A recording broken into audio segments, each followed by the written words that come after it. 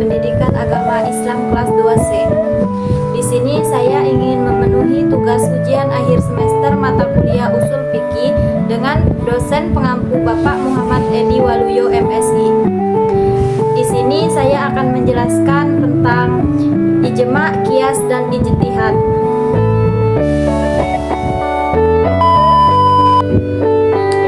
Baiklah, materi yang pertama yaitu ijma. Pengertian ijma. Secara bahasa, ijma berarti sebagai suatu hal yang berupa mengumpulkan berbagai macam perkara yang kemudian memberi hukum atas perkara tersebut serta meyakini hukum tersebut. Sedang secara umum, ijma adalah sebuah kebulatan atau keputusan dari pendapat-pendapat yang berasal dari para ahli ulama ijtihad setelah wafatnya Nabi Muhammad SAW serta menggunakan hukum syara. Selain itu, mengutip dari laman Al-Manhaj, secara bahasa ijma berasal dari kata ajma'a yajmi'u ijma'an yang memakai isim maf'ul mujma'. Oleh karena itu, ijma mempunyai dua arti. Yang pertama, kalimat ajma'a fulan ala safar memiliki arti bahwa ia telah bertekad dengan kuat untuk safar dan telah menguatkan niatnya. Kemudian, makna kedua ijma adalah sepakat. Dalam kalimat ajma, muslimun ala kaza artinya adalah mereka akan sepakat terhadap sebuah perkara atau masalah yang sedang terjadi. Dengan begitu, umat muslim menjadi lebih tenang ketika menghadapi suatu permasalahan dan tidak akan tersesat dan berjalan di jalan yang baik dan benar. Dalil-dalil ijma di dalam Al-Quran. Kegiatan ijma yang bertujuan untuk menghasilkan sumber hukum Islam, dalilnya ada di dalam ayat-ayat Al-Quran. Di antaranya yaitu di dalam Quran surah An-Nisa ayat 115 yang berbunyi Bismillahirrahmanirrahim. Wa may yushaqiqir rasula min ba'di ma yatabayyana lahul huda wa yattabi' ghayra sabilil mu'minina wallihi ma tawalla wa nuslihi jahannam wa sa'at masira. Artinya, siapa yang menentang Rasul atau Nabi Muhammad setelah jelas kebenaran baginya dan mengikuti jalan yang bukan jalan orang-orang mukmin, kami biarkan dalam kesesatannya dan akan kami masukkan ke dalam neraka jahanam itu seburuk-buruknya tempat kembali. Rukun ijma. Mengutip dari laman Bincang Syariah bahwa dalam kitab ilmu usul fikih, Abdul Wahab Khalaf berpendapat bahwa rukun ijma adalah suatu unsur dan hakikat utama yang harus ada ketika melakukan ijma.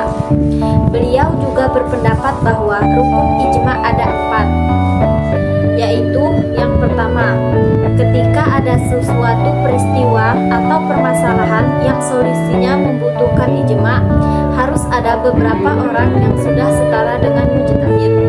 Yang kedua, semua mujtahid yang ada pada pembuatan ijma harus memiliki kesepakatan atas hukum dari sebuah masalah tanpa harus memandang atau melihat suku, ras, kelompok, dan negeri tertentu.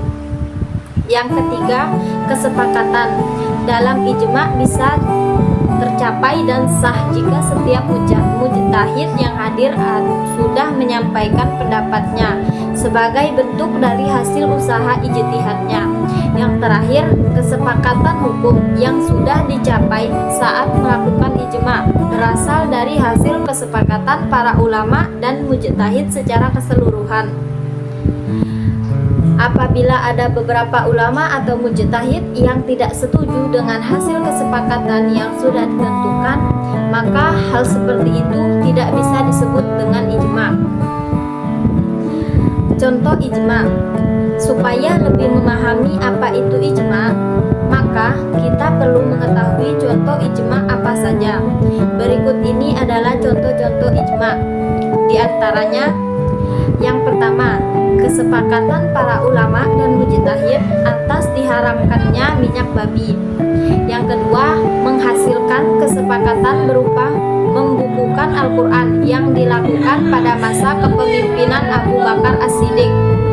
Yang ketiga, menjadi as-sunnah sebagai sumber hukum Islam yang kedua setelah sumber hukum Islam yang pertama Al-Quran. Materi yang kedua yaitu qiyas. Pengertian qiyas. Qiyas adalah salah satu dari 4 sumber hukum Islam yang sudah disepakati oleh para ulama dan mujtahid. Adapun ketiga sumber hukum Islam lainnya yaitu Al-Quran, hadis, dan ijma. Secara bahasa, kata qiyas berasal dari akar kata kosa yakishu qiyasan yang berarti pengukuran. Selain itu, secara bahasa, qiyas berarti sesuatu tindakan untuk mengukur suatu hal atau peristiwa yang kemudian disamakan.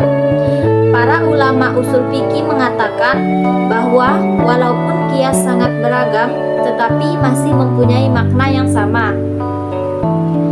Sedangkan menurut istilah qiyas adalah suatu tindakan untuk menyamakan suatu hal yang tidak mempunyai nas hukum dengan sesuatu hal yang memiliki nas hukum.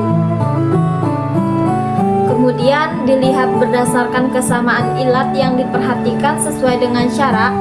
Menurut Imam Syafi'i, kedudukan qiyas berada di bawah dari ijma, sehingga qiyas menjadi sumber hukum Islam yang terakhir.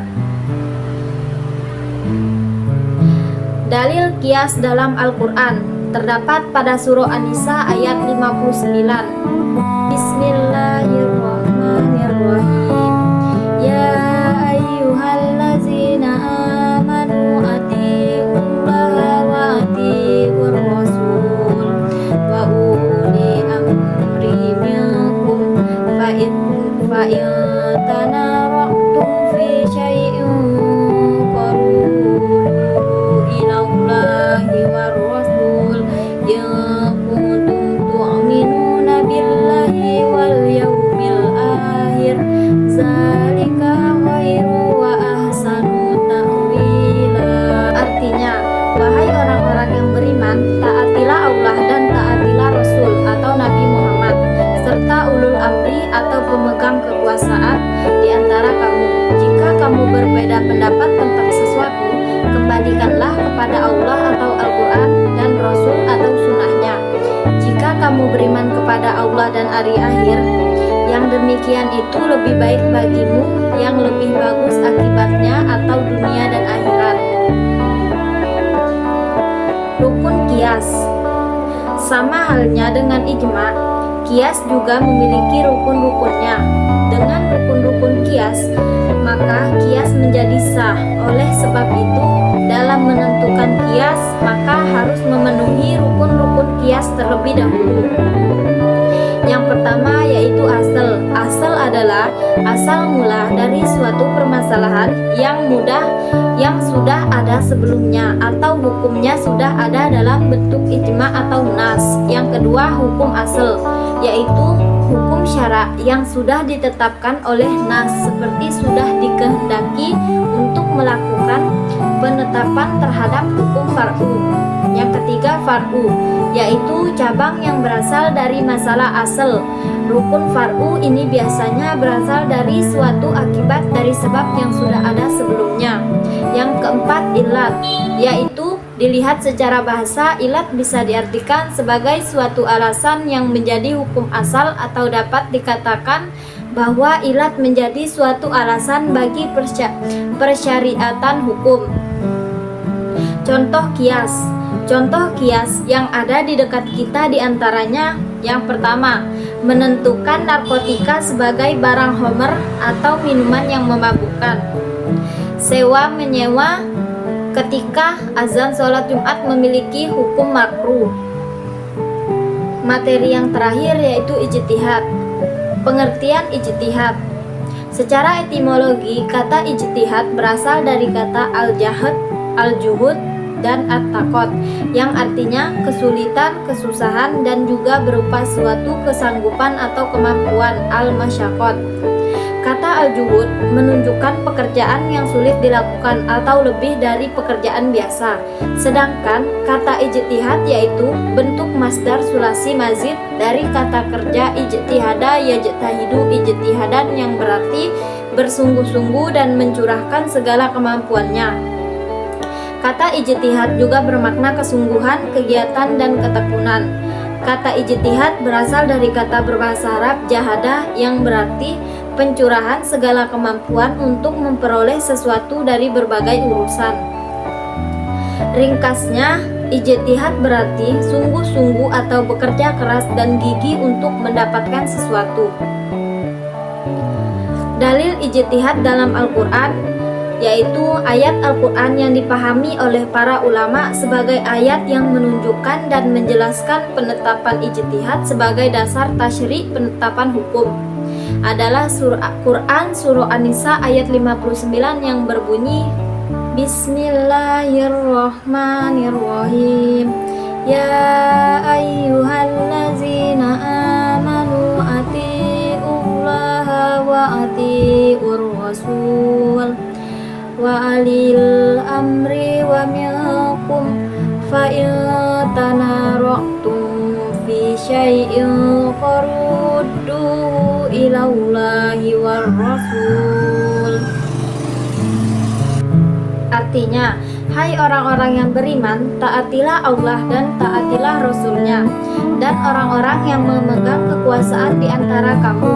Kemudian, jika kamu berlainan pendapat tentang sesuatu, maka kembalikanlah ia kepada Allah atau Al-Quran, dan Rasul atau Sunnah Rasul. Rukun ijtihad berikut adalah rukun yang harus dipenuhi ketika melakukan ijtihad. Yang pertama yaitu al-waqi'. Adanya kasus yang terjadi atau diduga akan terjadi tidak diterangkan oleh nas. Yang kedua mujtahid, ialah orang yang melakukan ijtihad dan mempunyai kemampuan untuk berijtihad dengan syarat-syarat tertentu. Dan yang ketiga yaitu mujtahid fi'il, ialah hukum-hukum syariah yang bersifat amali atau taklifi. Dan yang terakhir yaitu dalil cara untuk menentukan suatu hukum bagi mujtahid fi'il. Contoh ijtihad.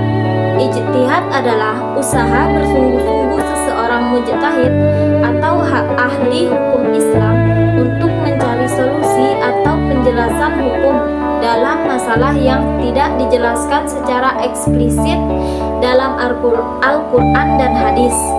Berikut adalah beberapa contoh ijtihad dalam sejarah Islam. Yang pertama, penetapan kalender Hijriyah. Yang kedua, pembukuan Al-Quran. Yang ketiga, pengembangan ilmu fikih. Dan yang terakhir adalah fatwa tentang teknologi modern. Baiklah, itulah yang dapat saya sampaikan dari pengertian dan penjelasan ijma, qiyas, dan ijtihad. Apabila banyak kekurangan dan banyak kesalahan dari penjelasan yang saya sampaikan, saya mohon maaf. Kepada Allah saya mohon ampun. Syukron, wabillahi taufiq wal hidayah. Wassalamualaikum warahmatullahi wabarakatuh.